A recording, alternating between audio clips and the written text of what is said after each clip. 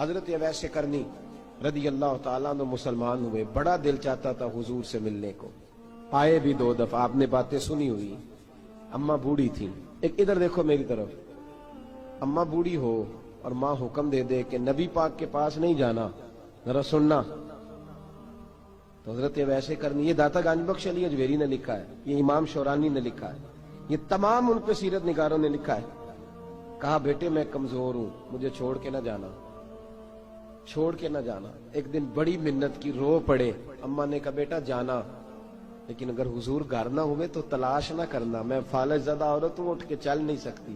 او بھائی، حضرت اویس کہتے ہیں میں نے دروازے پہ دستک دی، یہ امام شورانی کے جملے، سیدہ عائشہ صدیقہ اندر سے بولی کون ہے دروازے پہ؟ کیا لفظ ہیں، کیا انداز ہے! آج تو مرید بھی ٹیلی فون کرتا ہے، کہتا ہے پیر صاحب تیار ہو جائے، میں پہنچ رہا ہوں، قریب آ گیا ہوں، ذرا ریڈی ہو جائیں۔ حضرت اویس کرنی دروازے پہ کھڑے، کون ہے؟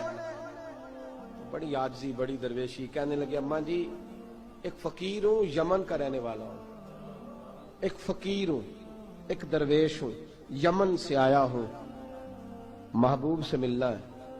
کہا وہ تو گھر میں حجرے میں تشریف فرما نہیں ہے، باہر دیکھ لو، مسجد میں یا کسی جگہ تلاش کر لو۔ تو حضرت اویس کرنی کی آنکھوں میں آنسو آئے، کہنے لگے وہ آئے تو بتا دینا کہ ایک کرن سے فقیر آیا تھا۔ یہ امام شورانی کے جملے ہیں۔ حضرت عائشہ کہتی ہے مجھے بتانا نہیں پڑا، محبوب گھر آئے تو آتے ہی پوچھنے لگے عائشہ کوئی آیا تھا؟ علم غیب رسول کے منکر اس حقیقت کو بھول جاتے ہیں، غیب مانا کہ راز ہے، لیکن راز اپنوں سے کب چھپاتے ہیں؟ نبی کریم صلی اللہ علیہ وسلم کوئی آیا تھا؟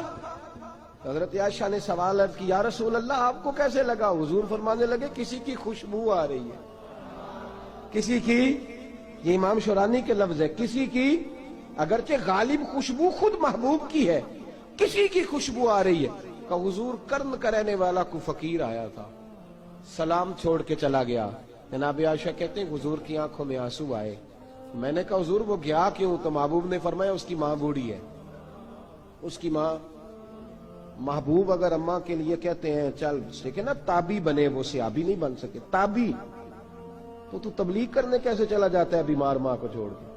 تو پیر صاحب کے ڈیرے پہ کیسے پہنچ گیا اماں کو چھوڑ؟ تجھے کس نے اجازت دی کہ ماں باپ بوڑھے تھے اور تو کہے جی میں وہاں جا رہا ہوں، میں نے چلے کرنے ہیں، وظیفے پڑھنے؟ بھئی جب حضرت اویس کرنی اعلیٰ حضرت امام اہل سنت رحمت اللہ علیہ، آپ نے لکھا ہے کہ وہ جو محبوب کا فرمان ہے نا بخاری مسلم میں، رضا اللہ فی رضا الوالد، فرمایا جس کی والد راضی اس کا اللہ راضی، اور جس کا باپ ناراض اس کا، اعلیٰ حضرت فرماتے ہیں ایک 100 ولی، ایک جگہ پہ فرماتے ہیں 1000 ولی ایک طرف بیٹھ کے کہہ دینا کہ یا اللہ اس بندے کو بخش دے، اور اکیلا والد کہہ دینا یا اللہ میرا نافرمان ہے، نہ معاف کرنا، تو فرمایا اللہ اس 100 ولی کی نہیں مانتا، والد کی بات مانتا، اس لیے کہ حضور کا فرمان آ گیا باپ راضی ہوگا تو اللہ۔ تو میرے بھائی شریعت ایک حقیقت ہے، اس حقیقت کو سمجھو۔ حضرت اویس کرنی کی زندگی کا ایک پہلو یہ، دوسرا پہلو یہ جو ہے نا بڑی لمبی چوڑی داستانیں، اور بڑا ہمیں شوق ہے تصویروں کا، بڑا شوق ہے، آپ یقین کریں میری طرح کے بہت سارے لوگوں کے پوسٹر چھپتے ہیں، بڑی بڑی تصویریں لگی ہوئی ہیں چوکوں میں۔ استقبال سب سے اچھا وہ ہے جو قیامت کے دن ہوگا۔